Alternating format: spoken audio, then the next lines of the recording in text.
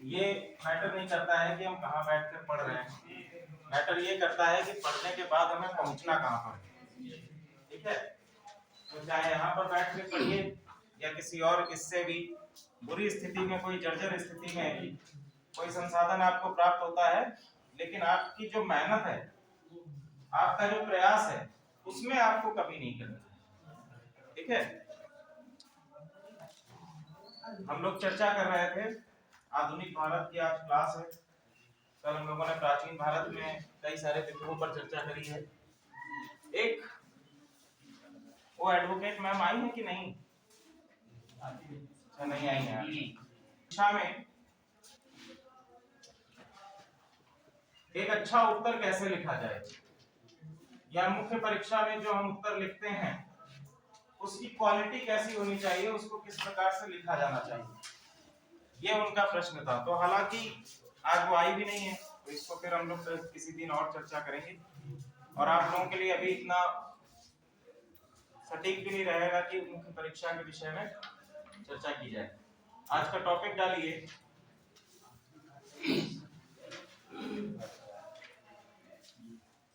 भारत के British viceroy,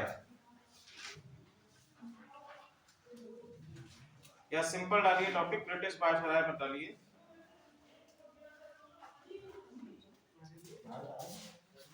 Bharat के सभी गवर्नर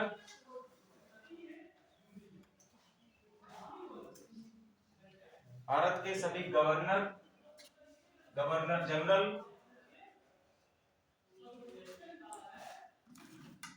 तथा वायसराय।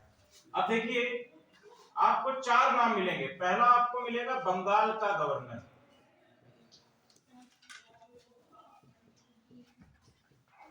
ठीक है। दूसरा आपको मिलेगा गवर्नर जनरल ऑफ बंगाल। तीसरा आपको मिलेगा गवर्नर जनरल ऑफ भारत या India, governor general of India. चौथा आपको मिलेगा वायसराय, ठीक है। यानी कि अंग्रेजों ने भारत में अपने प्रशासन को चलाने के लिए समय समय पर सबसे पहले बंगाल का गवर्नर बनाया। अब देखिए, 3 प्रेसिडेंसी उस समय हुआ करती थी। कौन कौन सी प्रेसिडेंसी है? एक आपकी प्रेसिडेंसी है बॉम्बे, दूसरी है आपकी मद्रास, और तीसरी है आपकी बंगाल, ठीक है। ये 3 आपकी प्रमुख प्रेसिडेंसीज हैं। इन अपनी अपनी प्रेसिडेंसीज का एक वायसराय नहीं, गवर्नर होता था, ठीक है। इन सभी प्रेसिडेंसीज में अपना एक क्या है, गवर्नर हुआ करता था शुरुआती स्टेज में। फिर हम देखते हैं, चूंकि बंगाल ऐसा क्षेत्र था जिसका प्रभाव सबसे अधिक था, ये हम कह सकते हैं, या ये जो प्रेसिडेंसी थी ये अंग्रेजों की प्रमुख प्रेसिडेंसी थी, जिस कारण से बंगाल के प्रेसिडेंट या हम बंगाल के गवर्नर जो है उसका प्रभाव इन पर हमें सर्वाधिक दिखाई देता है। 1773 का जब रेगुलेटिंग एक्ट आता है, तब इसी बंगाल के गवर्नर को ही क्या बना दिया जाता है, गवर्नर जनरल बना दिया जाता है, ठीक है। और बाकी सारे जो आपके यहाँ के गवर्नर हैं ये इसके सबऑर्डिनेट हो जाते हैं, ठीक है। तो ये मतलब समझ में आ रहा है। हम समय समय पर देखें कि गवर्नर क्या है, एक प्रशासनिक अधिकारी है। क्या है? प्रशासनिक अधिकारी है। और किसका रिप्रेजेंटेटिव है? किसका रिप्रेजेंटेटिव है? ब्रिटिश सरकार का भारत में क्या है, रिप्रेजेंटेटिव है, उनका प्रतिनिधि है, ठीक है। सबसे पहला गवर्नर लिखिए, सबसे पहला गवर्नर है आपका रॉबर्ट क्लाइव। कौन है? Robert Clive.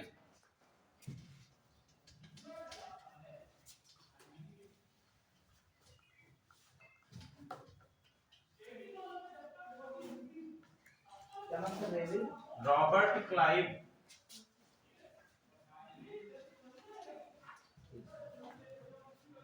रॉबर्ट क्लाइव, ठीक है। रॉबर्ट क्लाइव जो है ये आपका पहला गवर्नर है, प्रथम गवर्नर है। रॉबर्ट क्लाइव का कार्यकाल 1750 से लेकर 1757 से 1760, 1757 टू 1760, 1757 टू 1760, 1760 तक इनका कार्यकाल रहा है।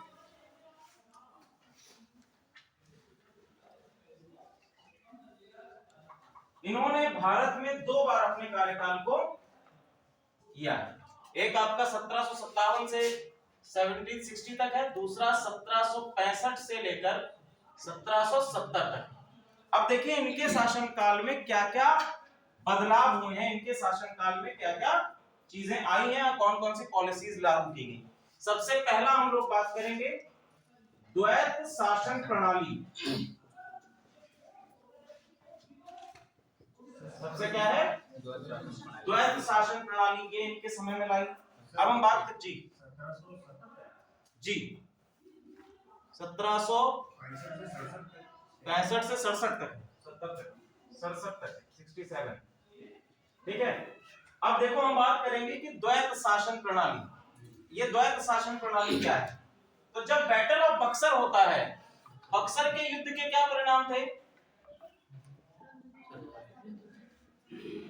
बक्सर के युद्ध का परिणाम सबसे पहला निकला कि बंगाल, बिहार और उड़ीसा, इन राज्यों में, या हम कह सकते हैं इन प्रांतों में ब्रिटिश सरकार को दीवानी प्राप्त होती है। दीवानी का हमने मतलब आपको बताया था, क्या है? राजस्व वसूली का अधिकार है।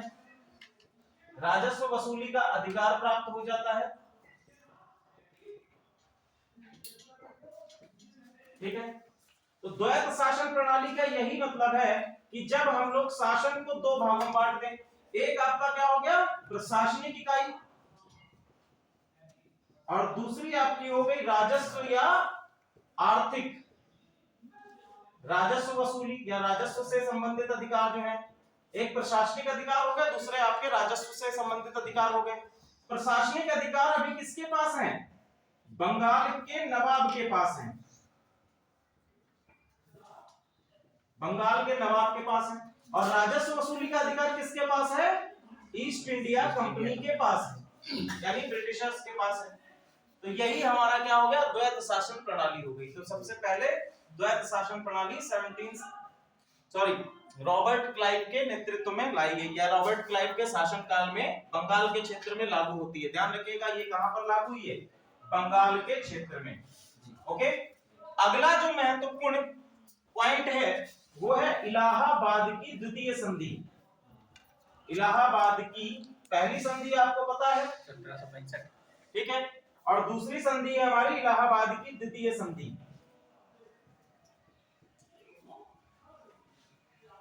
इलाहाबाद की द्वितीय संधि, इलाहाबाद की द्वितीय संधि क्या है, किसके किसके बीच में है, ठीक है। तो इलाहाबाद की द्वितीय संधि अवध के नवाब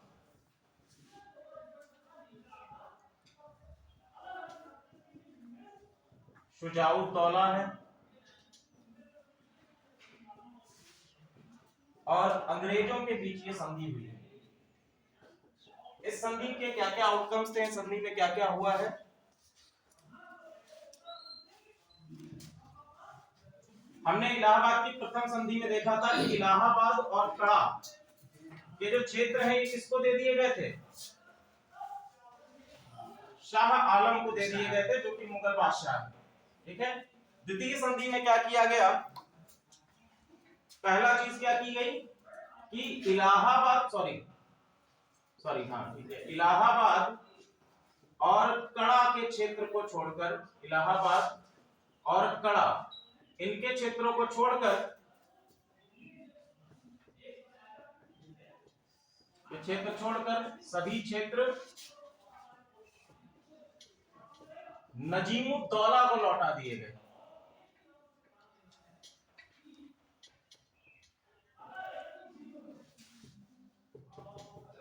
लौटा दिए गए, यानी कि अवध के नवाब से जो भी क्षेत्र, ये नजीमुद्दौला आपके सुजाउद्दौला है, इनसे जो लिए गए थे क्षेत्र वो वापस इनको लौटा दिए गए, जो कि इलाहाबाद की प्रथम संधि में इनसे ले लिए गए थे। केवल इलाहाबाद और कड़ा का क्षेत्र इनको नहीं दिया गया, वो अभी भी किसके पास है? मुगल बादशाह शाह आलम के पास है। दूसरा इसमें बात क्या कही गई, ब्रिटिशर्स ने कहा कि अवध के संरक्षण के लिए, अवध के संरक्षण हेतु हम क्या करेंगे, एक अंग्रेजी सेना अवध में रहेगी। क्या करेगी वो?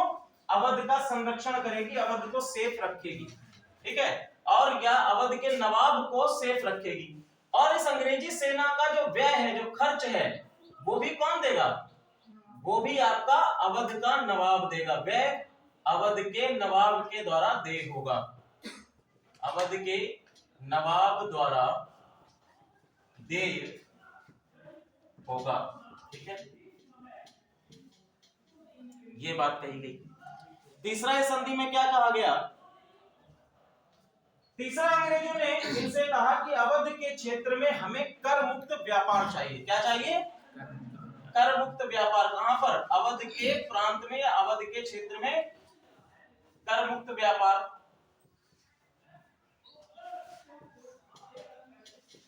और क्या कहा गया? बनारस के राजा हैं, बनारस के राजा हैं बलवंत सिंह,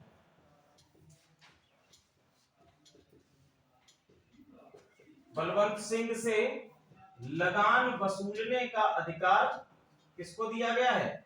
अवध के नवाब को। वसूलने का अधिकार अवध के नवाब को दे दिया गया,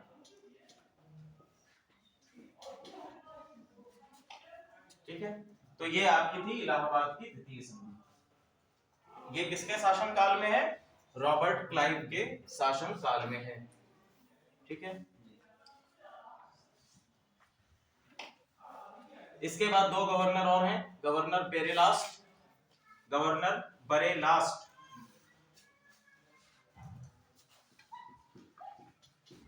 गवर्नर बरेलास्ट 1767 में ये बनते हैं और इनका कार्यकाल है 1767 से 1769, ठीक है, 1767 से 1769। और दूसरे हैं गवर्नर कार्टियर,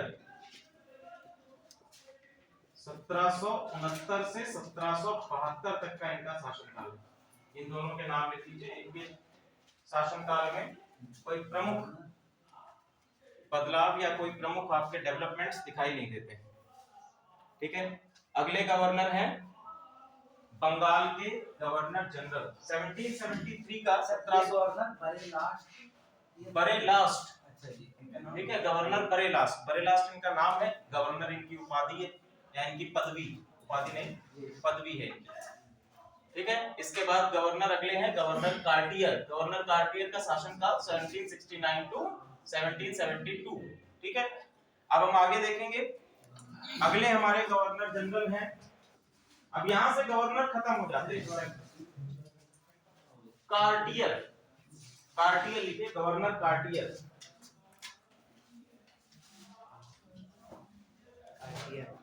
जी कार्टियर।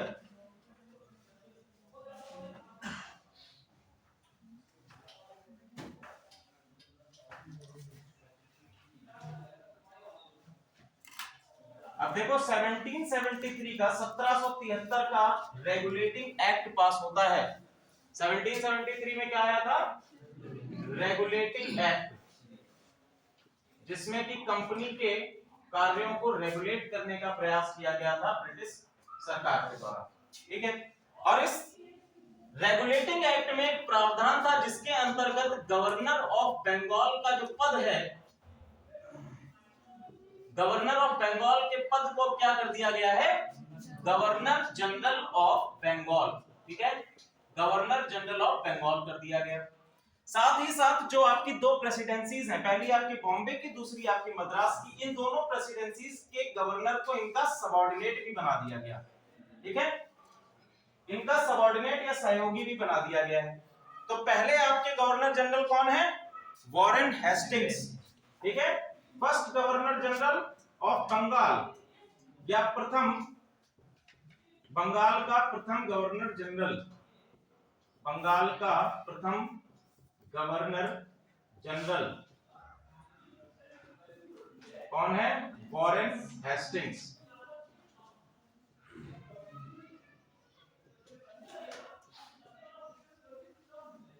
वॉरेन हेस्टिंग्स है। वॉरेन हेस्टिंग्स के कार्यकाल की प्रमुख क्या क्या चीजें हैं, ठीक है? तो सबसे पहली कौन सी इंपॉर्टेंट चीज है कि इनके समय में क्या लाया गया है? रेगुलेटिंग एक्ट लाया गया। सबसे पहला बात क्या कि इनके समय में रेगुलेटिंग एक्ट लाया गया।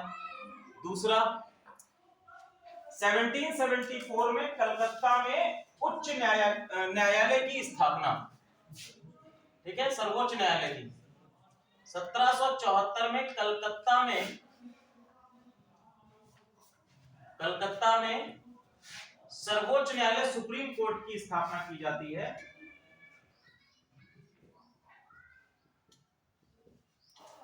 सर्वोच्च न्यायालय की स्थापना, इस न्यायालय में हम देखेंगे कि एक आपका चीफ जज या मुख्य न्यायाधीश है और इसके सबऑर्डिनेट कितने हैं? 3 आपके सबऑर्डिनेट जजेस होते हैं।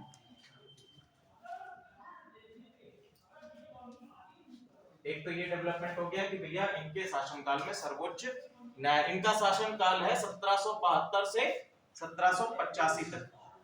1772 से 1785 तक इनका शासनकाल। आगे हम देखेंगे क्या क्या डेवलपमेंट हो रहे हैं।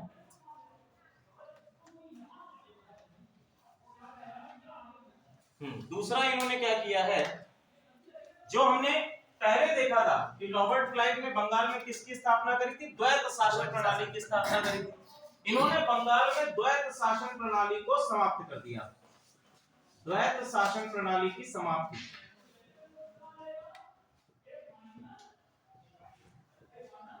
दूसरा इन्होंने एक और काम किया है कि राजकीय कोषागार को ट्रांसफर करने का काम किया है। राजकीय कोषागार को ये कोलकाता से मुर्शिदाबाद लेके जाते हैं। कोलकाता से मुर्शिदाबाद स्थानांतरण।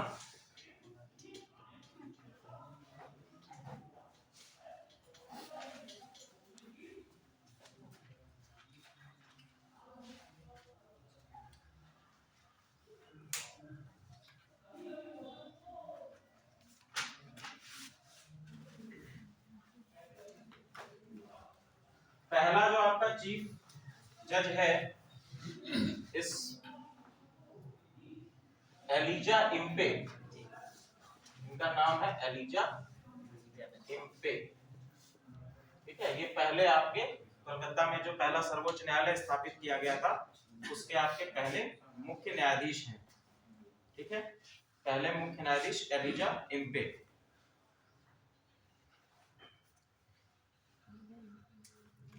पिट्स इंडिया एक्ट 1700 कब आया था? 1784। तो इन्हीं के समय में पिट्स इंडिया एक्ट भी आया है। पिट्स इंडिया एक्ट 1784। इसके पहले भी एक एक्ट आया था जिसको हम लोग एक्ट ऑफ अमेंडमेंट बोलते हैं, जो आपका रेगुलेटिंग एक्ट था, उसमें ही कुछ संशोधन किए गए थे, छोटे मोटे संशोधन थे, इसलिए इतना इंपॉर्टेंट एक्ट वो नहीं माना जाता है। तो वो भी आप लोग जोड़ सकते हैं इसमें कि एक्ट ऑफ अमेंडमेंट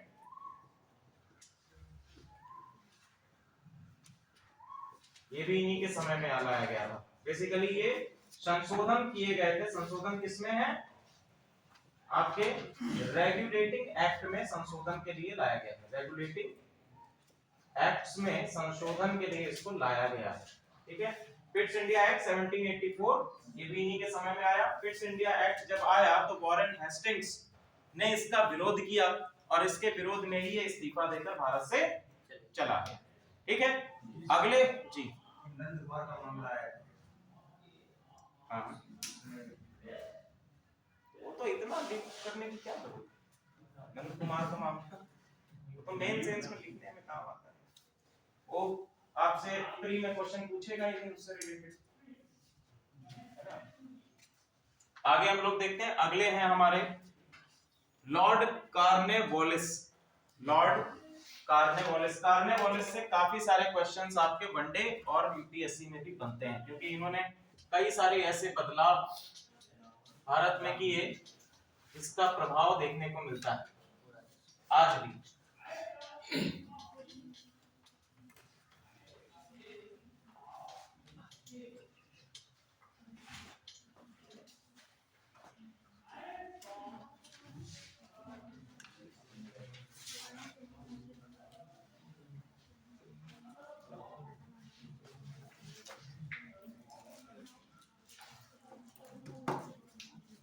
अच्छा एक बात बताइए, ये जो सारे, चूंकि संवैधानिक पृष्ठभूमि जब हम लोगों ने पढ़ते हैं पॉलिटी में, तो उसमें ऑलरेडी हम इन सारे एक्ट्स को पढ़ लेते हैं। तो आधुनिक भारत में भी उसको पढ़ाया जाए या फिर उसको छोड़ दिया जाए? एक बार तो डेमो क्लास में पढ़ाई चुका हूं मैं, एक बार मैम ने भी आप लोगों को पढ़ा दिया होगा। बार बार समय खराब करने से क्या फायदा? कुछ एक्ट्स हैं उसको आप लोगों को पढ़ना है, 2 बार ऑलरेडी आप लोग पढ़ चुके हैं। जो उसमें अंदर की कुछ चीजें हैं, जो उसमें इंपॉर्टेंट की पॉइंट्स हैं, वो एक बार क्लास में चर्चा कर लिए जाएंगे, ठीक है। अगला लिखिए लॉर्ड, या आप लोग कहेंगे तो पढ़ा भी दिया जाएगा, लेकिन उसमें आप ही लोगों का लॉस है, समय का लॉस होगा, 2 क्लासेस तो लग जाएंगी उसमें, ठीक है। तो अगले हैं लॉर्ड कार्नेवालिस, ठीक है। लॉर्ड कार्नेवालिस का कार्यकाल 1786 से 1793,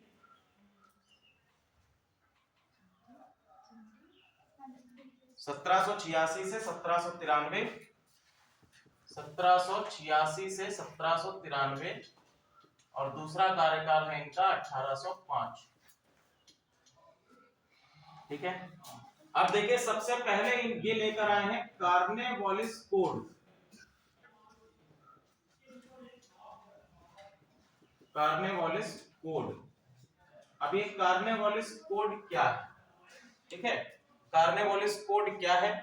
पहली चीज, कार्नेवालिस कोड बनाया किसने था? तो ये बनाया है जॉर्ज बार्लो ने। किसने? जॉर्ज बार्लो ने ये कोड बनाया है। इस कोड की नियम जो है कार्नेवालिस के द्वारा लागू किया गया, इसलिए इसको कहा जाता है कार्नेवालिस कोड। ये कोड बेसिकली बात करता है शक्ति के पृथक्करण की, शक्ति का पृथक्करण। पृथक्करण का मतलब होता है बंटवारा या बांटना। और शक्ति कौन सी? जो पावर है, पावर किसकी, कैसी पावर? जो एडमिनिस्ट्रेटिव पावर है, प्रशासनिक शक्ति है, ठीक है, प्रशासनिक शक्ति है। साथ ही साथ आपकी विधायी शक्तियां हैं, जो आपकी कानूनी शक्तियां हैं, उन सभी शक्तियों को क्या किया जाए? पृथक्करण किया जाए, उसको बांट दिया जाए। यही कार्नेवालिस कोड कहता है। अब इसमें किस प्रकार से शक्तियों का पृथक्करण किया गया, किस प्रकार से बांटा गया है शक्तियों को, तो हम लोग देखते हैं। पहली चीज क्या की गई कि इसमें प्रांतीय न्यायालयों की स्थापना की गई। किसकी? प्रांतीय न्यायालयों की स्थापना की जाती है। प्रांतीय न्यायालयों की स्थापना की गई। जो आपके सेशन कोर्ट्स का स्वरूप वर्तमान समय में हम लोग देखते हैं, वो यहीं से निकल कर आ रहा है। प्रांतीय न्यायालयों की स्थापना की जा रही है, ठीक है। साथ ही साथ बंगाल में जो आपका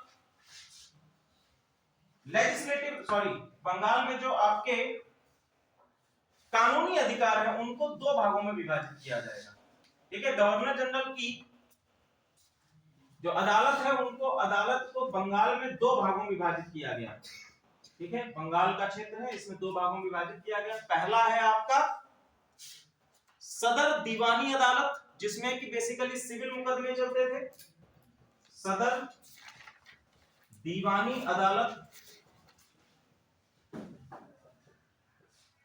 और दूसरा है आपका सदर निजामत अदालत, ठीक है। सदर निजामत अदालत,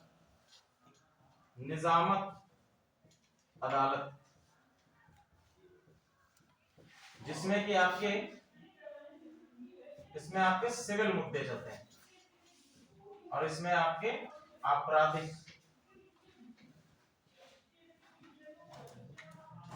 मुद्दे चलते हैं। जैसे वर्तमान समय में दीवानी और फौजदारी है ना, दीवानी और फौजदारी है, उसी तरह से आप देख रहे हैं कि सिविल और आपराधिक दो प्रकार की आपकी अदालतों का निर्माण किया गया है। ठीक है, प्रांतीय न्यायालयों की स्थापना की बात करें तो सबसे पहले प्रांतीय न्यायालय आपका कलकत्ता में, फिर मुर्शिदाबाद, ढाका। प्रांतीय न्यायालय सबसे पहला कलकत्ता में, मुर्शिदाबाद, ढाका और पटना। इन जगहों पर आपकी सबसे पहले क्या की गई है, प्रांतीय न्यायालयों की स्थापना की गई है, जिसमें सर्वप्रथम आप कलकत्ता डालेंगे। ठीक है, सबसे पहले आपका कलकत्ता। कार्नवालिस कोड में टोटल 78 नियम है, और सॉरी 48 नियम बताए गए, या 48 कोड है। जो आपका कोड है तो 48 कोड बताए गए। इसके बाद प्रांतीय अगला न्यायालय जो है 1795 में बनारस में और 1805 में बरेली में स्थापित किया गया। 1795 में बनारस में इसको बढ़ाया गया और 1805 में बरेली में प्रांतीय न्यायालय की स्थापना की गई। या इसका बेसिकली ये था कि कलकत्ता में जो आपके बर्डन आ रहा था कई सारे मुद्दों का, हम कह सकते हैं कई सारे अलग अलग मामलों का, उनको बर्डन को कम करने के लिए प्रांतीय न्यायालयों की स्थापना की गई है, ताकि अलग अलग प्रकार के जो आपके मुद्दे हैं या अलग अलग प्रकार के जो मामले आते हैं उनको अलग अलग प्रांतीय स्तर पर सुलझाया जा सके। दूसरा चीज इसमें क्या कहा गया, दूसरा चीज कलेक्टर से उसके न्यायिक अधिकार छीन लिए गए। ठीक है, इसी कार्नवालिस कोड के अंतर्गत 1793 में कलेक्टर के पास पहले क्या होता था, न्यायिक अधिकार होता था, ताकि वो प्रांतीय स्तर पर जो भी आपके मुद्दे आ रहे हैं उनको सुलझा सके प्रांतीय स्तर तक, अपने स्तर से। लेकिन अब चूंकि प्रांतीय न्यायालयों की स्थापना हो चुकी है तो इसलिए कलेक्टर से क्या किया गया, कलेक्टर से न्यायिक अधिकार को छीन लिया गया। न्यायिक अधिकार जो उसके जुडिशियल राइट्स हैं उनको छीन लिया गया, न्यायिक अधिकार वापस ले लिए गए। ठीक है, ये भी कार्नवालिस कोड में है। दूसरा चीज ये है, जितने भी आपके वर्तमान समय में भारत में हमारे अलग अलग धार्मिक संगठन हैं, जैसे आपका हिंदू है, मुस्लिम है, तो इनके द्वारा भी अलग अलग आपके मामलों को निपटारे के लिए वर्तमान समय भी जैसे आप लोग देखते हैं तो मामलों के निपटारे के लिए एक कोड चलाया जाता था। तो ब्रिटिशर्स ने कहा कि हम क्या करेंगे, हम इनको भी संतुष्टि प्रदान करेंगे और इनको भी एक पृथक कोर्ट हम लोग प्रदान करेंगे, अधिकारियों की नियुक्ति करेंगे। ठीक है, तो इन्होंने क्या किया कि हिंदू मामलों के लिए हिंदू अधिकारी की नियुक्ति करी और उसको कहा गया पंडित। और इसके पास भी क्या होते थे, इसके पास भी न्यायिक अधिकार होते थे। और मुस्लिम मामलों के लिए मुस्लिम अधिकारी है जिसको नाम दिया गया मुल्ला, और इसके पास भी क्या है, न्यायिक अधिकार हैं। ठीक है,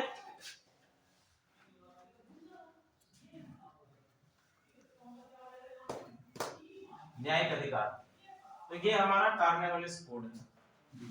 ठीक है, अब अगला हम लोग आते हैं, कार्नवालिस ने एक और काम किया है, स्थायी बंदोबस्त की नीति लेकर आया है। ठीक है, एक्ट ऑफ परमानेंट सेटलमेंट, स्थायी बंदोबस्त, इसको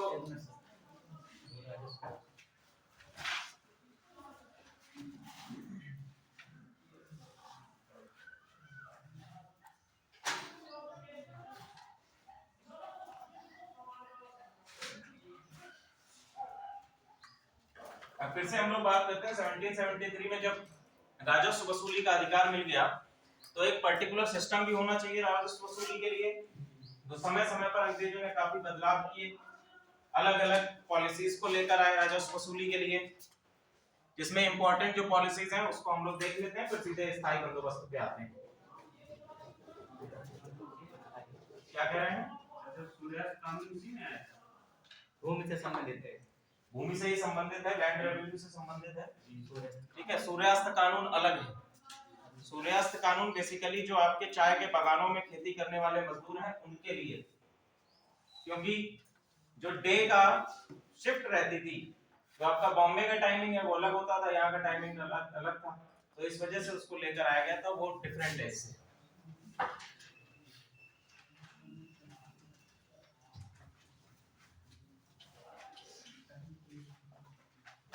वो राजस्व नीतियों में पढ़ेंगे, ये तो अलग अलग हम लोग केवल वायसराय पढ़ रहे हैं। यार अभी मुझे रिमेम्बर नहीं हो रहा है किसने लाया था, ठीक है मैं उसको देख लूंगा। अब देखिए सबसे पहले हम लोग बात करते हैं रैयतवाड़ी व्यवस्था की। इससे पहले हम लोग बात करेंगे इजारेदारी व्यवस्था।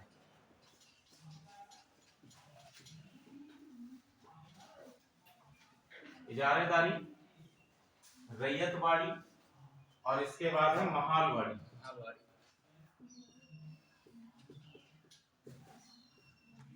ठीक है, सबसे पहले आपका है इजारेदारी। तो इजारेदारी व्यवस्था में क्या क्या चीजें हैं? इजारेदारी व्यवस्था में देखिए, इजारेदारी व्यवस्था जो थी सबसे पहले जब लाई गई तो ये कैसी थी? ये पंचवर्षीय हुआ करती थी। किस प्रकार की हुआ करती थी? पंचवर्षीय। पंचवर्षीय हुआ करती थी। और सबसे पहले इसको लागू करने का काम किया है वॉरेन हेस्टिंग्स ने। ठीक है, वॉरेन हेस्टिंग्स ने 1772 में इसको लागू किया है। 1772 में वॉरेन हेस्टिंग्स ने लागू किया है। अब इसमें है क्या? वॉरेन हेस्टिंग्स, तो देखो भैया, जैसे ये आपका एक लैंड है और यहां से हमें क्या करना है? राजस्व वसूली करना है। तो यहां पर चूंकि अंग्रेजों के पास कुछ लिमिटेशंस थी। लिमिटेशंस अंग्रेजों की क्या थी? पहला क्या था कि कृषकों के साथ संपर्क नहीं होता था। पहला क्या था? कृषकों से संपर्क, क्योंकि इनकी भाषा, इनका रहन सहन, ये सभी चीजें थी जो कि लिमिटेशंस या बाधा उत्पन्न करती थी। दूसरा इसमें क्या है? स्थानीय कानूनों और रीति रिवाजों से अंग्रेज उस समय परिचित नहीं थे। दूसरा क्या है? स्थानीय कानून और रीति रिवाज, जो भारतीय रीति रिवाज है, इनसे भी इनका कोई परिचय नहीं था। रीति रिवाजों से परिचित नहीं थे, तो इन्होंने कहा कि हम क्यों वसूली करें, हम ऐसा करते हैं कि यहाँ पर एक व्यक्ति को हम लोग ऐसा अपॉइंट कर देते हैं जिनसे हमें पैसा मिल जाए। तो इन्होंने कहा कि बोली लगाओ, नीलामी कर दी, इस लैंड का नीलामी कर दी। किसके लिए? राजस्व वसूली के लिए नीलामी कर देते हैं। राजस्व वसूली हेतु नीलामी कर दी। अब नीलामी में क्या होता है? नीलामी में सिंपल फंडा लागू होता है कि जो सबसे ऊंची बोली लगाएगा उसको ये लैंड ग्रांट दे दी जाएगी, उसको ये लैंड दे दी जाएगी। तो ये बेसिकली क्या है? ठेकेदारी व्यवस्था के तौर पर है। क्या है ये? ठेकेदारी है। और ठेकेदारी किस पर हो रही है? नीलामी की। नीलामी में जो सबसे ऊंची बोली लगाएगा उसको हम लोग प्रोवाइड करा देंगे, सबसे ऊंची बोली लगाने वाले को। तो यही आपका क्या है? यही आपकी इजारेदारी व्यवस्था है। ठीक है, इजारेदारी व्यवस्था सबसे पहले 1772 में लाई गई, 5 वर्षों तक चली। सबसे पहले क्या थी? पंचवर्षीय थी। और अंत में हम देखते हैं 1777 में, 1777 में इसको वार्षिक कर दिया गया था। ठीक है, इसको एनुअली कर दिया गया था कि अब आपको 1 साल के लिए ही ठेका प्राप्त होगा। अगला है आपका रैयतवाड़ी व्यवस्था। रैयतवाड़ी व्यवस्था क्या है भैया? रैयत, बेसिकली रैयतवाड़ी व्यवस्था में अंग्रेजों ने जो स्वामित्व है, स्वामित्व किसको दे दिया गया? किसानों को प्रदान कर दिया गया। स्वामित्व किसको प्रदान कर दिया गया? किसानों को प्रदान कर दिया गया। और साथ ही साथ ये किसानों से राजस्व की वसूली की जानी थी। तो राजस्व वसूली का आधार क्या बनाया गया? आधार जो है वो उपज नहीं होगा बल्कि क्षेत्रफल होगा। जो आपके पास खेत है उसका क्षेत्रफल आपकी लगान का आधार बनेगा।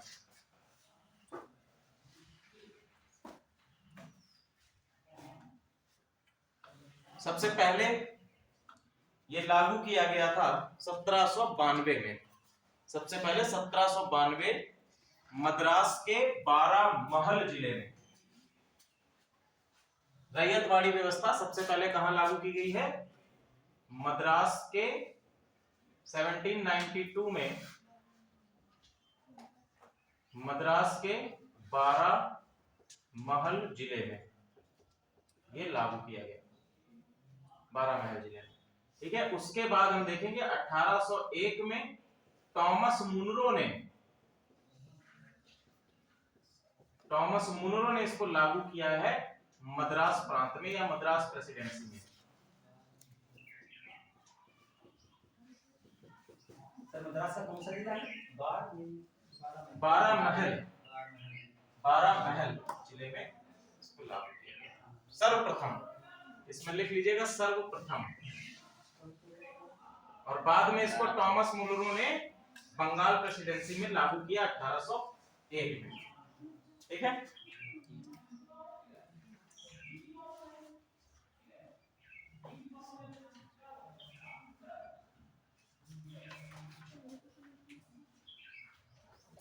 अगली हम लोग बात करते हैं महलवारी व्यवस्था।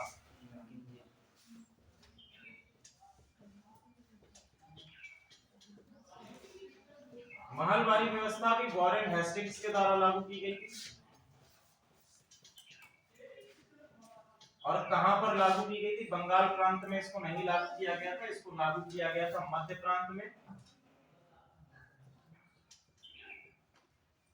मध्य प्रांत आगरा के क्षेत्र में और साथ ही साथ पंजाब के क्षेत्र में इसको लागू किया गया।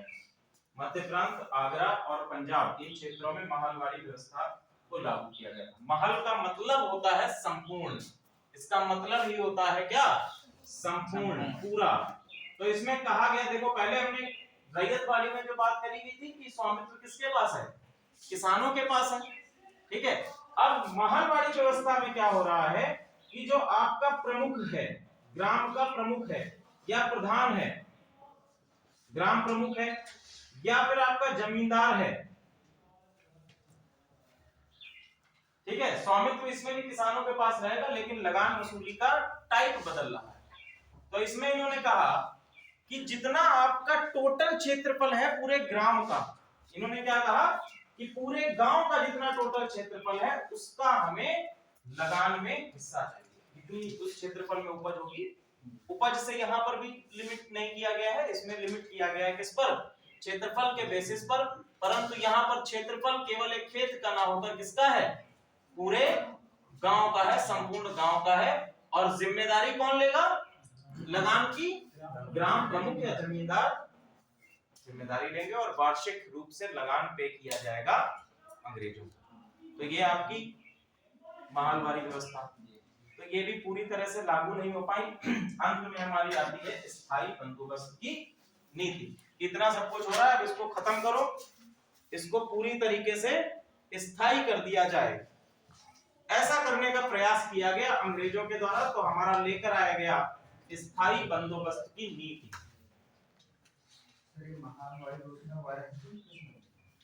वारेन हेस्टिंग के समय में इसको पहले लागू किया गया था, बाद में अन्य जो आपके हैं उनके द्वारा भी लागू किया गया। ये जो आपका लॉर्ड कॉर्नवालिस है, इसने भी इस पर्टिकुलर जो आपका महलवारी व्यवस्था है इसको भी लागू करने का प्रयास किया, लेकिन उसको ये सफल नहीं हुआ। उसमें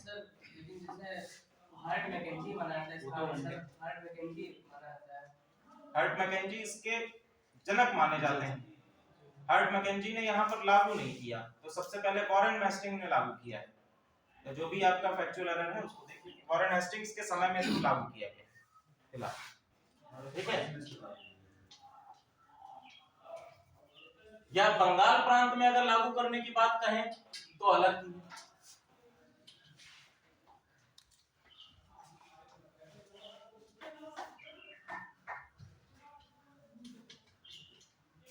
चलिए हम लोग बात करते हैं स्थायी बंदोबस्त की नीति।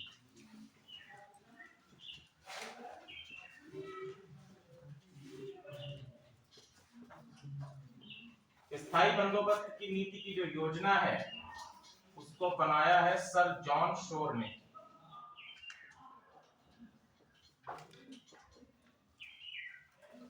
सर जॉन शोर ने इसको बनाया है और लॉर्ड कॉर्नवालिस के बाद यही अगले गवर्नर भी बनते हैं।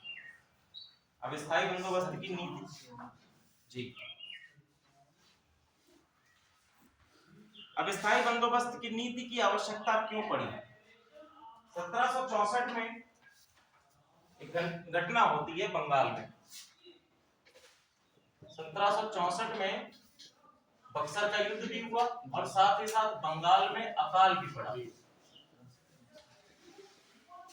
इसके बाद ही अलग अलग प्रकार की राजस्व व्यवस्थाएं लेकर आए।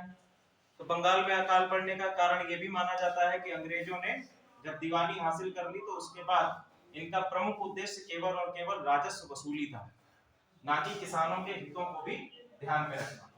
ठीक है, तो ऐसी स्थिति में उत्पादन कम हो रहा था, साथ ही साथ बंगाल का जो पूरा क्षेत्र है वो आपकी वॉर स्थिति में बना हुआ था। तो कई सारे कारण माने जाते हैं 1764 के बंगाल के अकाल की।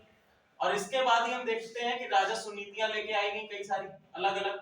तो स्थायी बंदोबस्त की नीति की हम बात करते हैं। स्थायी बंदोबस्त की नीति में बेसिकली मालिक किसको बना दिया गया? जमींदारों को मालिक बनाया गया। अब स्वामित्व किसको दे दिया गया है? जमींदारों को स्वामित्व दे दिया गया है, भूमि का स्वामित्व दे दिया गया है। और इनसे कहा गया है कि एक पर्टिकुलर हिस्सा, आप उपज का पर्टिकुलर हिस्सा किसको देंगे? ब्रिटिश सरकार को देंगे। तो लगभग 90% उपज का हिस्सा जो है वो ब्रिटिश सरकार को जा रहा है, ब्रिटिश सरकार को जा रहा है। और 10% या हम कह सकते हैं 10वां भाग जो है ये जमींदार अपने पास रखते हैं। ठीक है, अब देखो यहां पर क्या है, अंग्रेजों ने इसको स्थायी नाम क्यों दिया गया? स्थायी नाम इसलिए दिया गया कि आपको इतना देना ही देना है, ये आपका क्या है, फिक्स कर दिया गया है। इतना तो आपको देना ही देना है टैक्स के रूप में, लगान के रूप में। ठीक, 90% आपको लगान के रूप में देना है। उपज से कोई भी मतलब नहीं है। उपज अगर हो रही है, देखो बिटिया सो रही है, क्या हुआ? रात में नींद नहीं आई?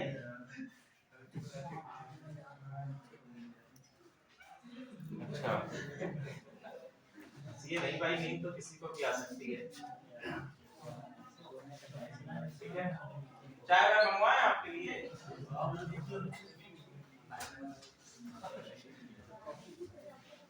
तो यहाँ तक आपका क्लियर है? ठीक है, तो ये हमारी स्थायी बंदोबस्त की नीति है बंगाल में, लॉर्ड कॉर्नवालिस के द्वारा लाया गया। लॉर्ड कॉर्नवालिस ने इसको लागू किया है। दूसरी चीज ये है, अब देखिए इसको लागू करने का श्रेय किसको जाता है? लॉर्ड कॉर्नवालिस को। और ये नीति बनाई किसने है? जॉन शोर ने। ठीक है, दूसरी चीज, भारतीय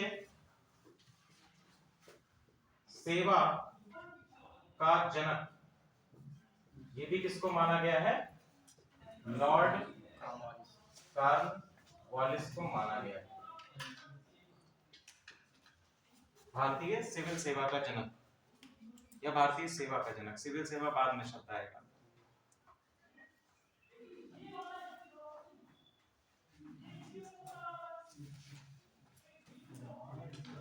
अगले हैं जॉन शोर जी। जॉन शोर का कार्यकाल है 1793 से 1798, 1793 to 1798। Sir John Shore. Police के तो नहीं क्या? पुलिस के भी जगह भारतीय सेवा की जहां पर बात हो गई तो इसमें पुलिस भी तो आ गई। पुलिस के लिए अब देखिए सर जॉन शोर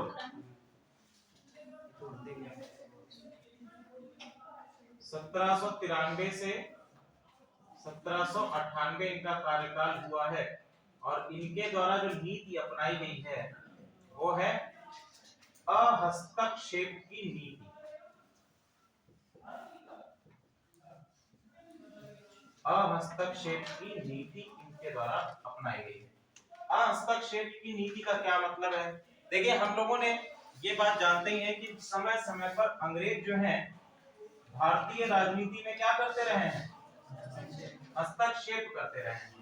तो इन्होंने कहा कि हम किसी भी गुट का साथ नहीं देंगे और इन्होंने अपने कार्यकाल के दौरान भारतीय राजनीति में हस्तक्षेप ना करने की नीति अपनाई है। तो केवल इनके कार्यकाल में इतना ही, ठीक है। अगले हमारे जो वायसराय, अगले हमारे जो गवर्नर हैं Lord Wellesley. Lord Wellesley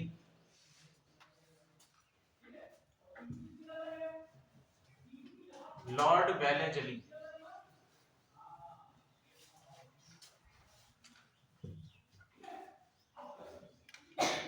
Lord Wellesley को किसके लिए जाना जाता है? सहायक संधि।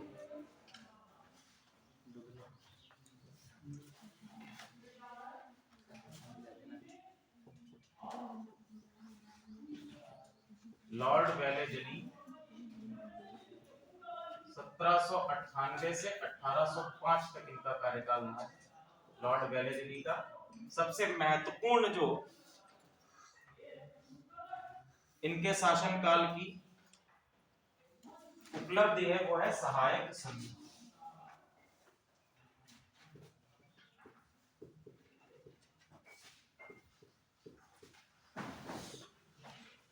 अच्छा ये बताइए सहायक संधि सर्वप्रथम किस यूरोपीय के द्वारा यूज की गई?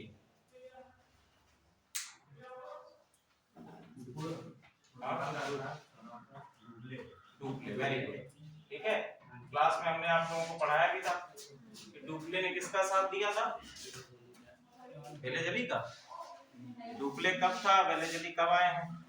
डुप्ले किसका साथ देता है? नासिर जंग का, ठीक है।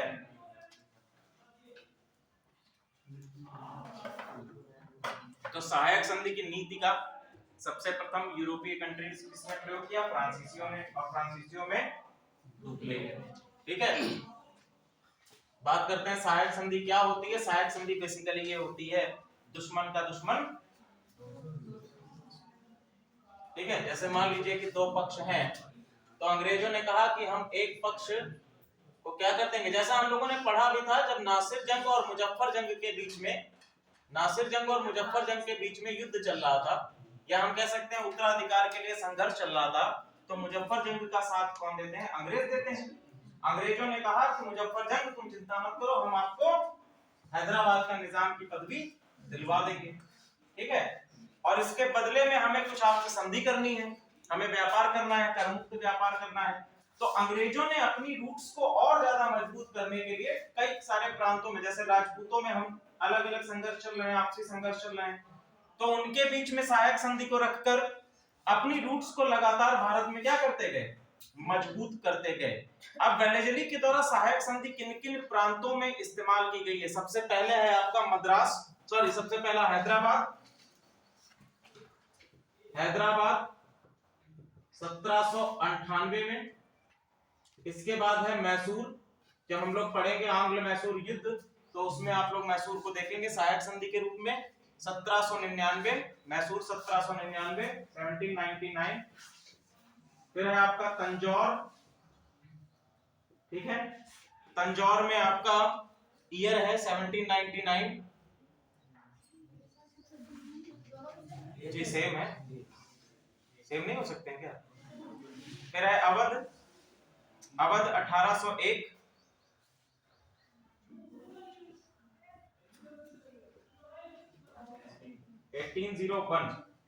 ठीक है, अवध 1801। फिर है आपका पेशवा, पेशवा या हम लोग मराठा भी कह सकते हैं 1802, बरार मराठा का सर 1802 जी, बरार 1803, बरार बरार 1803। फिर है सिंधिया जो आपका ग्वालियर का इलाका है, ठीक है, सिंधिया, सिंधिया के साथ में 1804 जी।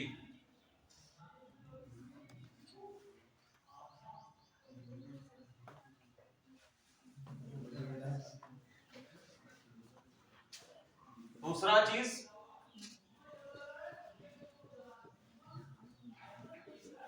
आप लोग परेशान मत होइएगा, जब हम लोग आंग्ल मैसूर युद्ध पढ़ेंगे तो उसमें टीपू सुल्तान आएंगे, सब आएंगे, उसमें सब कवर हो जाएगा। बंगाल का शेर की पदवी धारण करता है कौन? Lord Wellesley. लॉर्ड वेलेजली खुद को क्या कहता है? बंगाल का शेर कहता है। क्यों कहता है, इसके पीछे क्या कारण है? मेंस में आपसे ये क्वेश्चन पूछा जा सकता है कि बंगाल का शेर पदवी प्रदान करने के पीछे क्या क्या रीजंस हो सकते हैं, स्पष्टता पूर्वक समझाइए, या उस पर टिप्पणी कीजिए, या तर्कपूर्ण उत्तर दीजिए।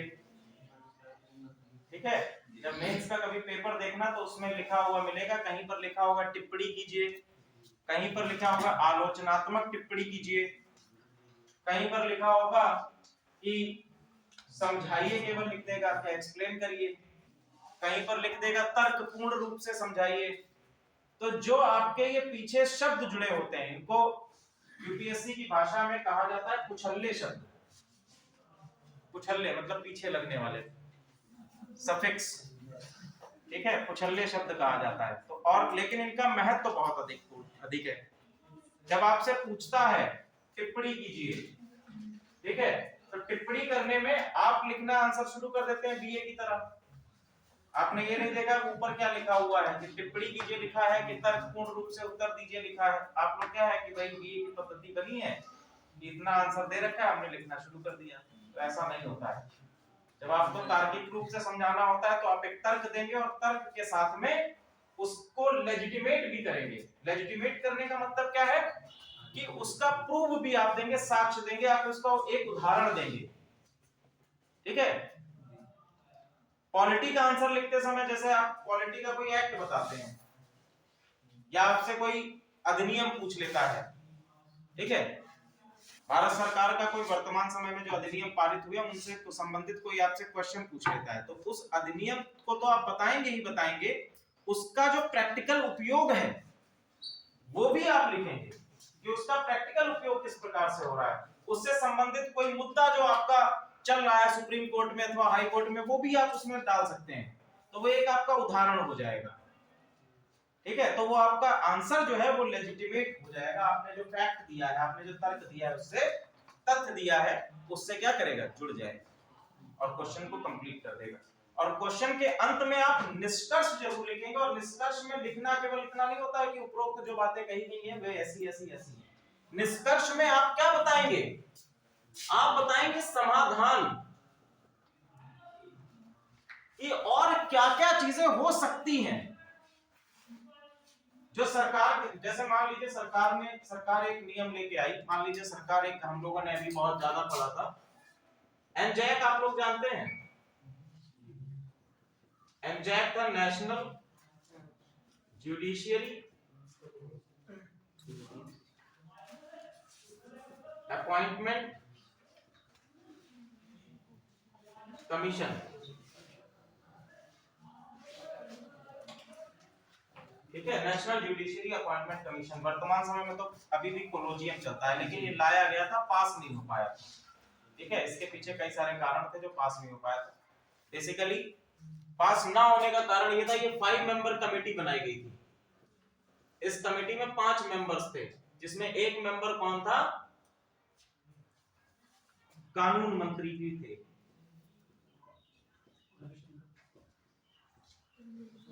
एक मेंबर जो था एनजैक में, ये प्रस्ताव दिया गया था कि कानून मंत्री को भी 5 मेंबर कमेटी में शामिल किया जाए। कानून मंत्री थे एससी एसटी का था, ओबीसी का एक मेंबर, एक महिला, ठीक है, और एक आपका राज्यसभा का सदस्य।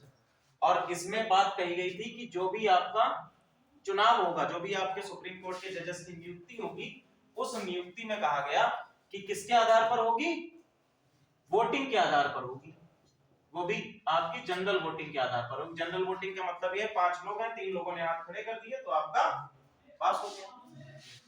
ठीक है, तो चूंकि कानून मंत्री है और हमारा संविधान कहता है कि जुडिशरी और लेजिस्लेचर को क्या होना चाहिए, सेपरेट होना चाहिए, there should be a separation between judiciary and the legislation. तो जब कानून मंत्री जुडिशियल अपॉइंटमेंट में सम्मिलित हो जाएगा तो ये तो डायरेक्टली क्या है, interference of the legislature in judiciary. तो इस पे क्वेश्चन पूछता है आपसे कि एनजैक को ना लागू होने के पीछे क्या क्या रीजन है, क्या क्या उसमें प्रॉब्लम्स हैं, ये आपसे बताइए। अब उसने आपसे प्रॉब्लम पूछ ली, या उसने आपसे ये पूछ लिया कि वर्तमान समय में जो कोलोजियम है क्या वो पूर्ण रूप से सही वर्क करता है, उसकी क्या, किस प्रकार से जजों का अपॉइंटमेंट किया जाता है। तो आपको ये भी बताना है कि और क्या क्या चीजें हैं जो इसमें सुधार के लायक हैं। आंसर में आप ये भी बता सकते हैं कि क्या क्या सुधार और किए जाने चाहिए ताकि जुडिशरी और ज्यादा पार्शियल हो सके, ये सॉरी और ज्यादा ट्रांसपेरेंट हो सके। ठीक है, इस तरह से कोई भी आपसे क्योंकि यूपीएससी आपसे समाधान चाहता है, प्रॉब्लम नहीं चाहता है। प्रॉब्लम तो हमारे सोसाइटी, हमारे भारत में है ही, और आईएएस का मतलब ही होता है सॉल्यूशन ढूंढना। ठीक है, तो ये आपसे हमेशा ही यूपीएससी आपसे ये अपेक्षा रखता है। दूसरी चीज है जो आंसर की लैंग्वेज आपकी होनी चाहिए। लैंग्वेज, यदि आप हिंदी में आंसर लिख रहे हैं तो आप उसमें उर्दू शब्दों का प्रयोग ना करें, वो आपके आंसर को गलत करता है, उसके नंबर कटते हैं। ठीक है, उर्दू शब्दों का यदि आप प्रयोग कर रहे हैं तो उसको बीच में उसका हिंदी अनुवाद भी लिखिए।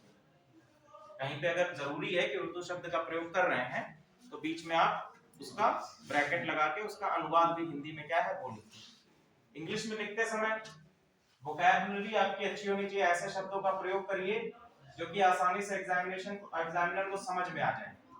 ऐसा नहीं कि कोई बहुत ज्यादा हाई फाई वर्ड यूज कर दिया, एग्जामिनर भी पागल हो रहा है क्या लिख के रखा है, तो ऐसा नहीं करना चाहिए। ठीक है, चलिए क्या हम लोग पढ़ रहे थे, बंगाल का शेर कहा गया है। बंगाल शेर का शेर कहने के पीछे रीजन ये है कि इसने भारत में अपनी सहायक संधि के द्वारा अंग्रेजी सरकार की जड़ों को और ज्यादा मजबूत करने का प्रयास किया है। ठीक है, अब देखिए कितने सारे राज्य हैं जिनको इसने ब्रिटिश इंडिया में मिलाने का काम किया है, अपनी सहायक संधि के द्वारा ब्रिटिश इंडिया में मिलाने का काम किया है। किसने, लॉर्ड वेलेस्ली ने। 1805 में एक बार फिर से लॉर्ड कॉर्नवालिस आते हैं, लेकिन इसी वर्ष में इनकी मृत्यु हो जाती है और लॉर्ड कॉर्नवालिस का कार्यकाल यहीं पर समाप्त हो जाता है 1805 में। ठीक है, लॉर्ड वेलेस्ली के बाद 1805 तक इनका कार्यकाल था। फिर से एक बार आए कौन, लॉर्ड कॉर्नवालिस, लेकिन इसी वर्ष इनकी मृत्यु हो गई और इनका कार्यकाल समाप्त हो गया। तो सेकंड कार्यकाल में इतना कोई की पॉइंट्स इसमें नहीं है। लॉर्ड कॉर्नवालिस के बाद देखिए sir George Barlow. Sir George Barlow, sir George Barlow. और सर जॉर्ज बार्लो के कार्यकाल की सबसे महत्वपूर्ण घटना है वेल्लोर का सिपाही विद्रोह। वेल्लोर का सिपाही विद्रोह 10 जुलाई 1806 को हुआ। 10 जुलाई 1806 जी। वेल्लोर, वेल्लोर कहां पर पड़ता है, कर्नाटक में। कर्नाटक में वेल्लोर में एक इंस्टीट्यूट भी है, Vellore institute of technology VIT, जो वर्तमान समय में। ठीक है, तो आप ये बताइए वेल्लोर का सिपाही विद्रोह किस कारण से हुआ था। वेल्लोर का सिपाही विद्रोह देखिए कारण क्या रहा है। अंग्रेजों ने जो पोशाक होती है पोशाक परिवर्तन को लेकर ये विद्रोह हो रहा है। बेसिकली एक पगड़ी पहनना आवश्यक किया गया था और उस पगड़ी में क्या लगा होता था, सर पे चमड़ा लगा हुआ होता था, जिसके कारण जो हमारे भारतीय हैं उनके द्वारा इसका विरोध किया गया और 10 जुलाई 1806 में, जी बताइए, तुर्रा कहते थे, सही, ठीक है। तो इस वजह से हमारा वेल्लोर का सिपाही विद्रोह हुआ।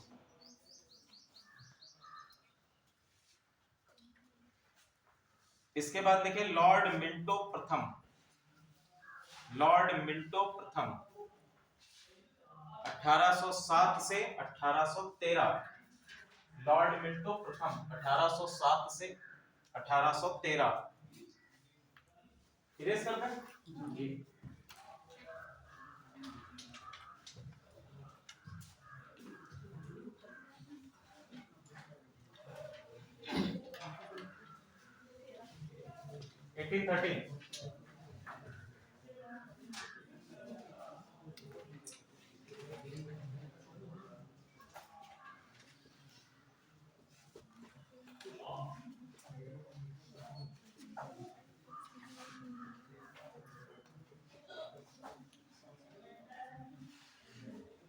ठीक है। अब देखें इनके समय की सबसे महत्वपूर्ण घटना है अमृतसर की संधि, ट्रीटी ऑफ अमृतसर। अमृतसर के उस समय राजा हैं राजा रणजीत सिंह।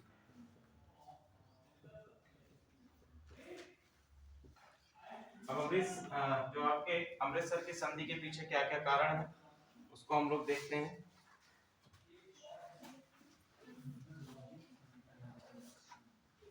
अमृतसर की संधि का वर्ष 1809, 1809 जो है ये आपका अमृतसर की संधि का वर्ष है। अब इसके पीछे हम लोग रीजन देखते हैं क्या क्या है। महाराजा रणजीत सिंह जो है, जो वर्तमान पंजाब, लड़काना, लुधियाना, लड़काना पाकिस्तान में है,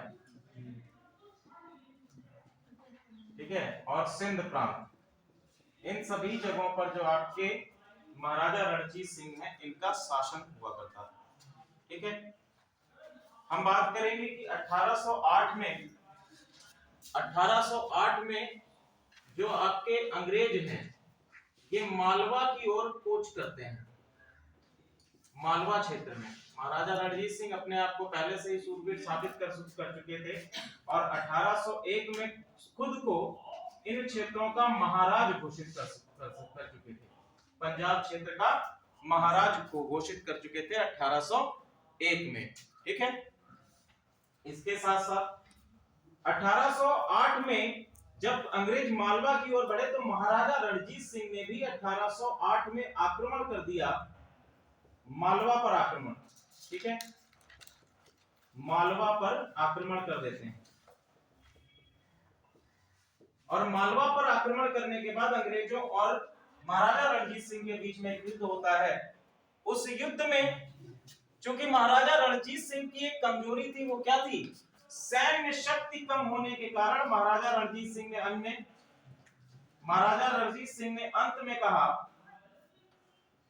कि हम एक संधि कर लेते हैं। और संधि में क्या क्या चीजें हुई, संधि में पहली बात कही गई सतलुज के दक्षिण में किसी प्रकार का हस्तक्षेप आप नहीं करेंगे।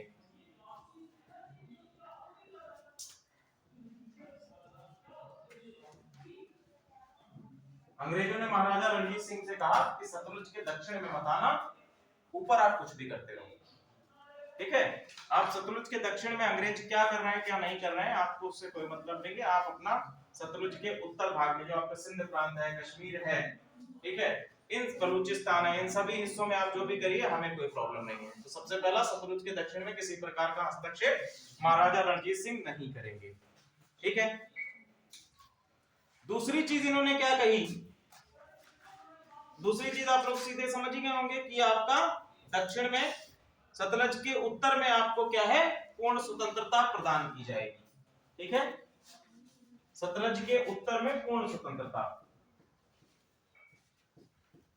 सतलज के उत्तर में क्या किया इन्होंने, पूर्ण स्वतंत्रता प्रदान की जा रही है। और इस स्वतंत्रता के कारण ही हम देखते हैं कि आपका कश्मीर है, कश्मीर का जो रीजन है, और साथ ही साथ पेशावर, कश्मीर और पेशावर, इन हिस्सों को बाद में विजित करते हैं महाराजा रणजीत सिंह। इन्होंने अपनी राजधानी भी 1799 में बनाई थी, कहां पर, लाहौर में। 1799 में लाहौर को अपनी राजधानी बनाया था महाराजा रणजीत सिंह जी ने। क्लियर है यहां तक? आगे हम बात करते हैं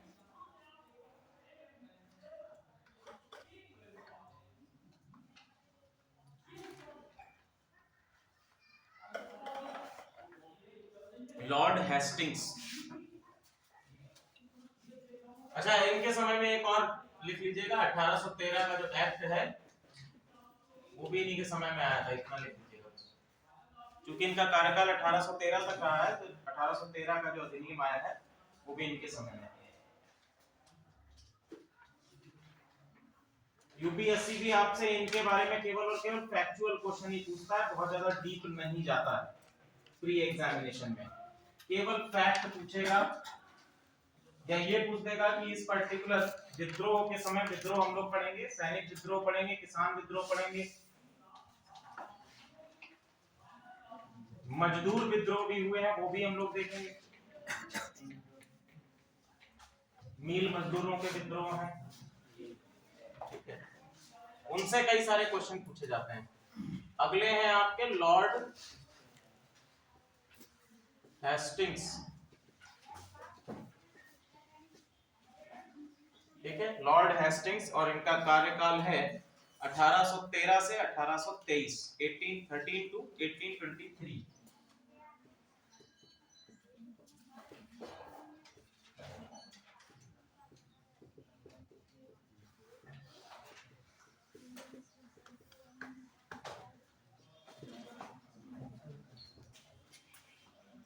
और इनके समय की सबसे महत्वपूर्ण घटना है आंग्ल नेपाल युद्ध, ठीक है। अब ये आंग्ल नेपाल या Anglo Nepal war, Anglo Nepalese war क्या है,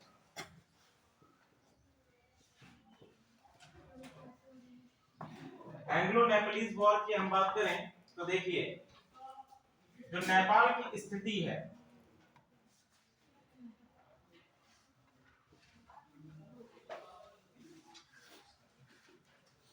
ये हम मान लेते हैं कि ये हमारा क्या है, प्यारा छोटा सा नेपाल है। नेपाल के साइड में ये तिब्बत प्लेट्यू है, तिब्बत का रीजन है, ये वाला क्षेत्र जो है,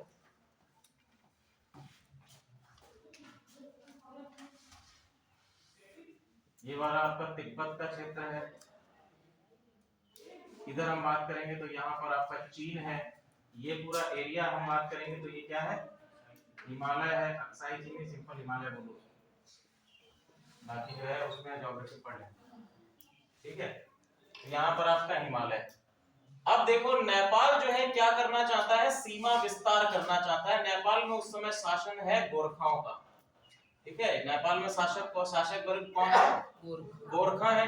और ये क्या कर रहे हैं, सीमा विस्तार करना चाहते हैं, यानी कि अपनी सीमाओं को बढ़ाना चाहते हैं, अपने शासन को क्या करना चाहते हैं, एक्सपेंड करना चाहते हैं। तो एक्सपेंड करने के लिए अब इनके पास कौन सा क्षेत्र बचा है, जो भारत का ये क्षेत्र है, इधरी की ओर तो बढ़ेंगे। ऊपर क्या है, इधर सारा कुछ पहाड़ है, ये हिमालय है, आगे जाएंगे तो ये शक्तिशाली चीन बैठा है इनके पास, तो ये इनको एक्सपेंशन नहीं करने देगा। तो इनका एक्सपेंशन करने का काम किधर हो रहा है, यहाँ पर हो रहा है। दूसरा चीज हम देखेंगे, यहाँ पर एक शहर पड़ता है उत्तर प्रदेश में, गोरखपुर। गोरखपुर में अंग्रेज अपना सेटलमेंट बना लेते हैं, ठीक है।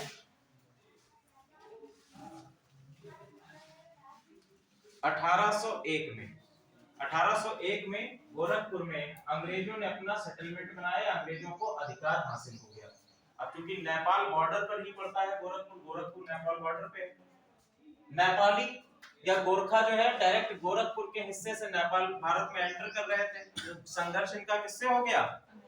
अंग्रेजों से संघर्ष हो गया। उस समय के नेपाली शासक है भीमसेन थापा। गोरखा है ये और भीमसेन थापा इसका नाम है। नेपाली शासक भीमसेन थापा। ये टोटल आपका एंग्लो जो वॉर है ये 1814 से 1816 तक चलता है। ठीक है, इसमें बेसिकली 3 युद्ध या हम कह सकते हैं 3 लड़ाइयां, कह लो युद्ध नहीं, बड़े स्तर पे नहीं है, 3 लड़ाइयां आपकी महत्वपूर्ण है। 3 लड़ाइयों में सबसे पहला आपका नल पानी का युद्ध, नल पानी का युद्ध। दूसरा है आपका जैतकी का युद्ध, जैतकी का युद्ध। और तीसरा है आपका मालाओं का युद्ध, मालाओं का युद्ध, मालाओं का युद्ध। इनका ईयर है 1814, 1815, 1816। ये इनका ईयर हमको मिलता है। नलपानी का युद्ध, जैतकी का युद्ध और मालाओं का युद्ध।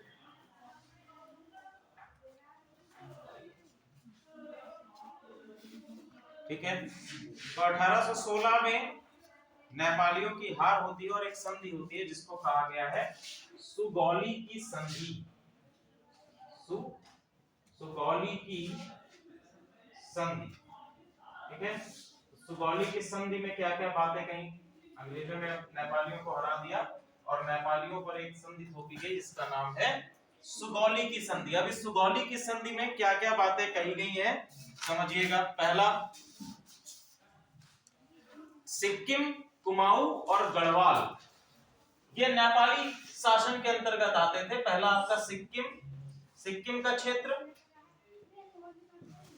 कुमाऊं का क्षेत्र। कुमाऊं एक रीजन है आपके उत्तराखंड में। कुमाऊं जो है 2 रीजन में बटा हुआ है। उत्तरी भाग जो है वो गढ़वाल कहा जाता है, जिस भाग में नैनीताल है उस भाग को कुमाऊं रीजन कहा जाता है।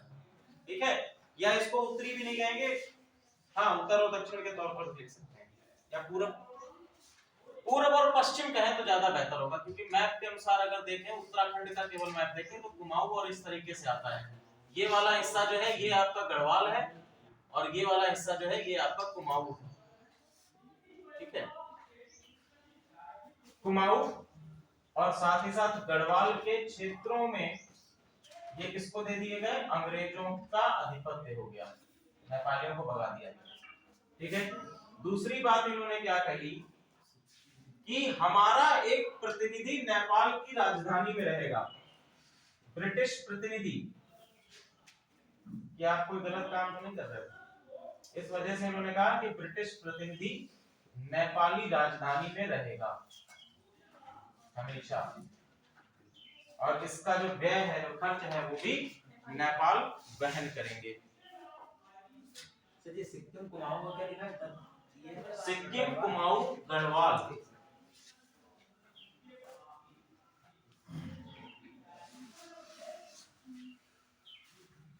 ठीक है, इसके साथ साथ भीमसेन थापा शासक है, गोरखा कम्युनिटी है। गोरखा क्या है? एक कम्युनिटी है। ठीक है, और उसके उसी कम्युनिटी से बिलोंग करने वाले शासक हैं कौन? भीमसेन थापा। ठीक है, एक और बात इन्होंने कही, पहली तो 2 लाख रुपए इनसे मांगे थे वो अलग की बात है, लेकिन जो इंपॉर्टेंट चीज है वो ये है कि ब्रिटिश सेना में गोरखाओं की भर्ती का रास्ता इन्होंने खोल दिया। ठीक है, बोले गोरखा भर्ती जो है हम ब्रिटिश सेना में करेंगे। ठीक है, आज भी हम देखते हैं कि इंडियन आर्मी में एक रेजिमेंट है, गोरखा रेजिमेंट। ठीक है,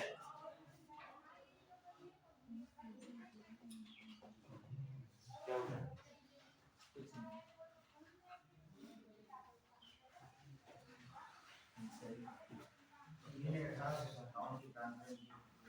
जी,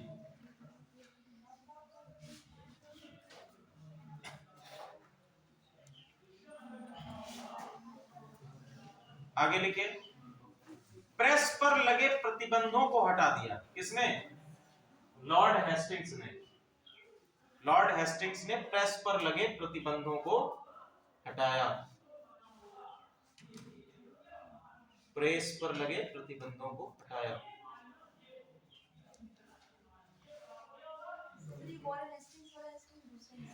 वॉरेन हेस्टिंग्स वाला नहीं, लॉर्ड हेस्टिंग्स।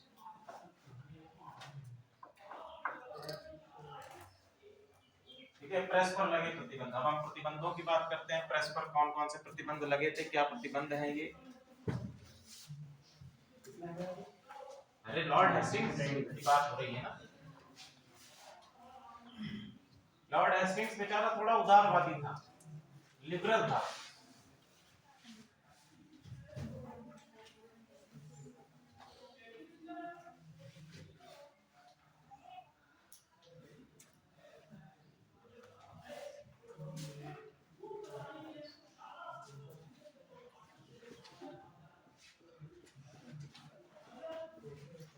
थोड़े बहुत प्रतिबंध बता दे रहे हैं, क्योंकि यहाँ पे आपका वो आ जाएगा कि प्रतिबंध हटाया तो क्या हटाया उसने। ठीक है,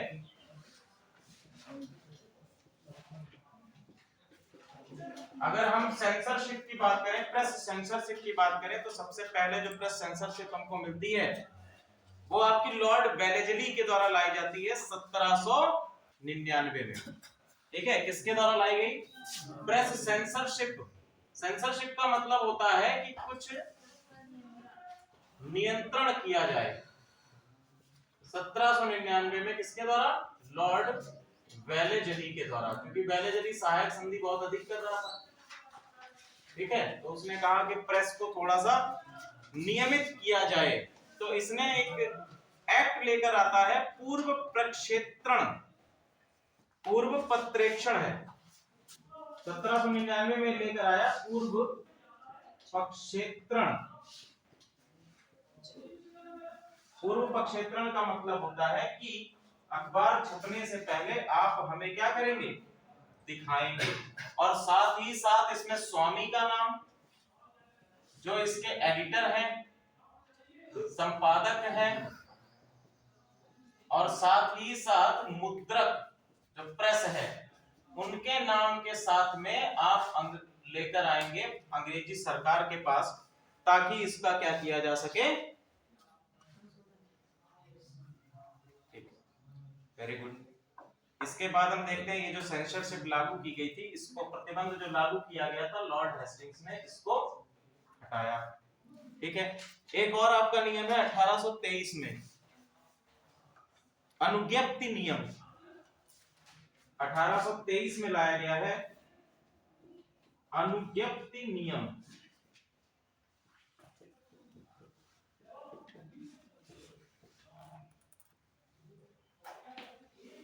अनुज्ञप्ति नियम के अंतर्गत जितने भी भारतीय समाचार पत्र हैं उनको पूर्णतः, जो भारतीय समाचार पत्रों पर पूर्णतः प्रतिबंध लगा दिया गया था। उस समय के पत्रों पर पूर्ण प्रतिबंध लागू कर दिया गया। ठीक है, राजा राम मोहन राय का अखबार का नाम बताइए। और जो इस सेंसरशिप के अंतर्गत बंद हो गया था, इनका अखबार है मिरात उल अखबार।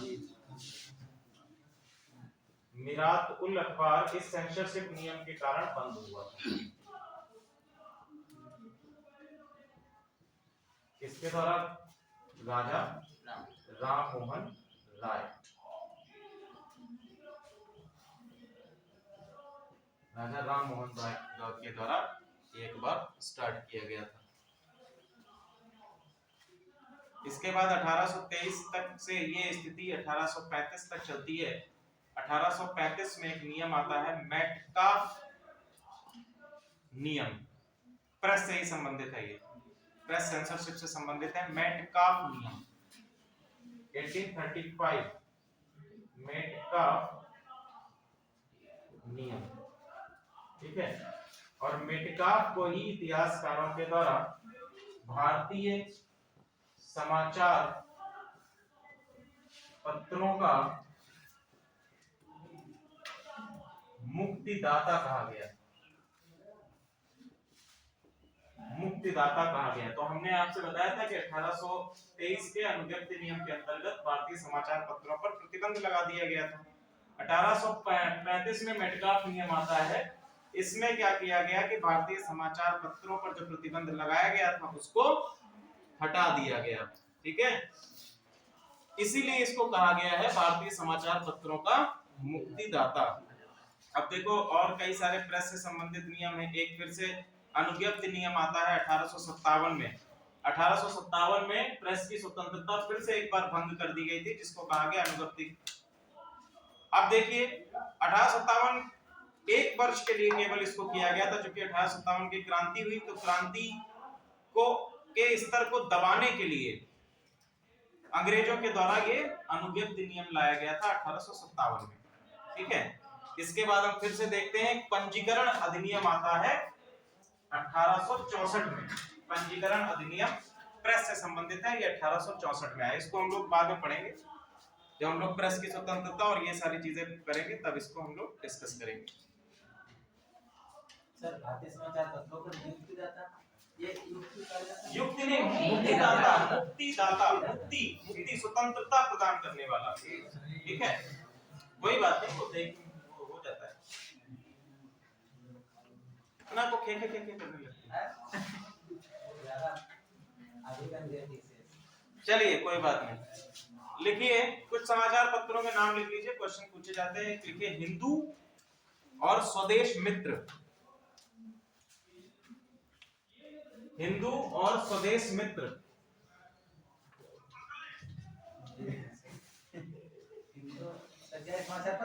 जी, समाचार पत्रों के नाम है और उसके प्रकाशक, उसके संपादक जो हैं, उनके प्रकाशित करने वाले व्यक्ति जो हैं, कौन कौन से हैं। पहला है आपका हिंदू और स्वदेश मित्र।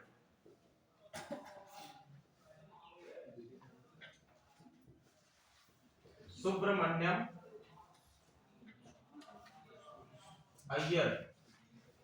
सुब्रमण्यम अय्यर जो है ये इसके प्रकाशक हैं।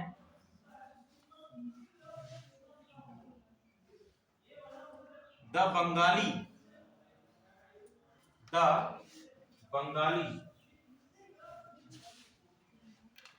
Surendranath Banerjee.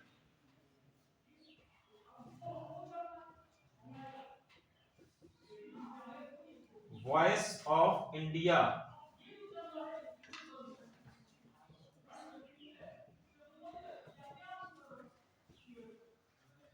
Voice of India किसके द्वारा है ये? दादा भाई नौरोजी। वॉइस ऑफ इंडिया दादा भाई नौरोजी।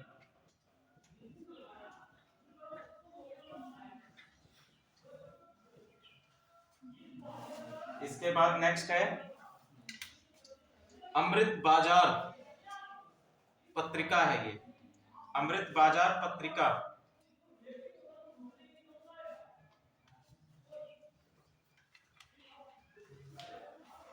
अमृत बाजार पत्रिका, इसके संरक्षक हैं शिशिर कुमार घोष और मोतीलाल घोष।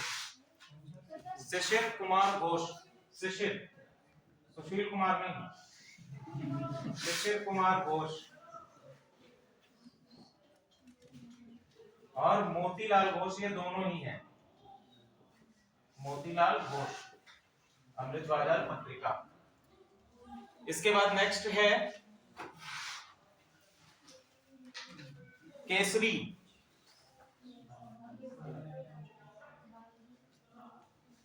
केसरी तो आप लोगों को पता ही है, केसरी बाल गंगाधर तिलक, और ये दो भाषाओं में आपकी छपती थी, पहले आपका मराठी में और दूसरा अंग्रेजी में। ठीक है, मराठी और अंग्रेजी ये दोनों भाषाओं में छपती थी। इसके संरक्षक हैं बाल गंगाधर तिलक। इसके बाद देखिए इंडियन मिरर। इंडियन मिरर क्या, ये दो भाषाओं में है, मराठी में भी है अंग्रेजी में भी। मूलतः ये मराठी में छपती थी, लेकिन इसका अनुवाद अंग्रेजी में भी होता है। अच्छा सॉरी सॉरी सॉरी, अंग्रेजी में मराठा है और हिंदी में सॉरी मराठी में केसरी है। ये दोनों ही ऐसे लिखिएगा इसको, केसरी इसकी भाषा है मराठी और दूसरी है आपकी मराठा, इसकी भाषा है अंग्रेजी। और ये दोनों के संरक्षक हैं आपके बाल गंगाधर तिलक। दोनों के संरक्षक हैं आपके बाल गंगाधर तिलक।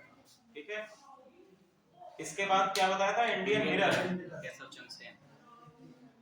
हाँ केशव चंद्र सेन किसके, इंडियन मिरर। इंडियन मिरर के केशव चंद्र सेन है नहीं, हाँ केशव चंद्र सेन,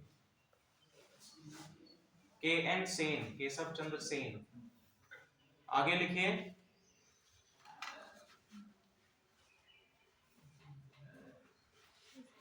हिंदुस्तान, हिंदुस्तान और एडवोकेट, हिंदुस्तान और एडवोकेट ये दो अलग अलग पत्रिका हैं और इन दोनों के ही जो संरक्षक हैं एक ही है जीपी वर्मा जी, जीपी वर्मा, हिंदुस्तान और एडवोकेट। ठीक है, इसके बाद देखिए समाचार पत्रों में ट्रिब्यून, ट्रिब्यून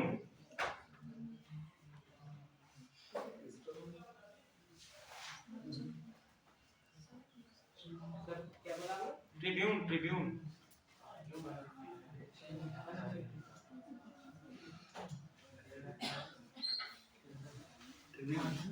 जी।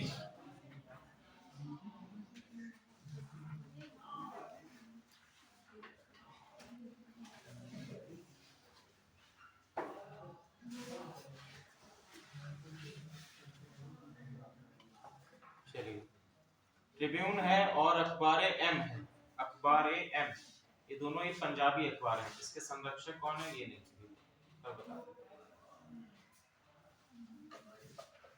अखबार एम, अखबार एम, ये दोनों ही पंजाबी के अखबार हैं, पंजाबी भाषा।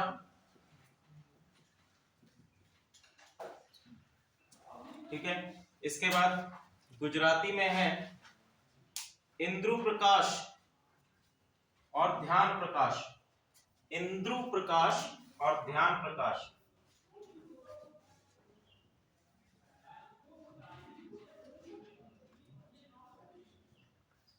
ध्यान प्रकाश ये आपके गुजराती में है, गुजराती।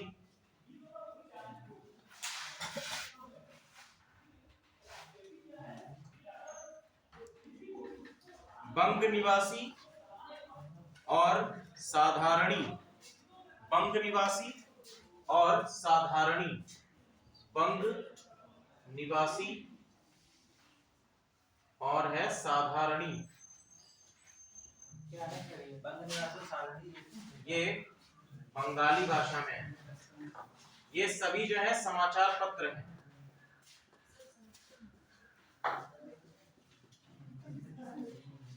समाचार पत्र हैं अलग अलग भाषाओं के। ठीक है, पंजाबी में ट्रिब्यून और अखबार एम है, इंद्रु प्रकाश और ध्यान प्रकाश गुजराती के हैं, बंग निवासी और साधारणी ये बंगाली में प्रकाशित समाचार पत्र।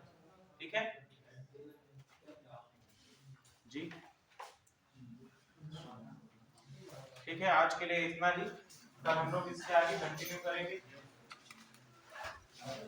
और एक बार आप लोग जो है भारत के जनजाति विद्रोह पढ़ लीजिएगा, तो अगर कल खत्म हो जाएगा तो उसके आगे जनजाति विद्रोह। ठीक है जी, जनजाति विद्रोह।